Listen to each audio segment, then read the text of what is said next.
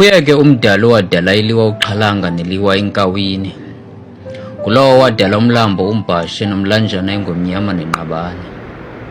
Kuyeke uQamata ongumenzi womfula uTwetwe noNothanda noTyamhlophe. Ngamafutshane ndithi andisoli nto ngokuba yinzalelwane yezolali zaseMaqabeni, ezizele ziintlobo ngeentlobo zezilwanyana neentaka ngeentaka. Ngenxa yokukhangela imfundo ndiphilile nezinye zezo zilwanyana. Ndafathula kuloo mahlathi ndodwa, ndayiwela eminye yalo milambo ndodwa. Ayizange nakanye inditshikilele indijikele indalo kaMdala, ngoko ibisoloko ihlabela ingoma yayo echitha isizungu.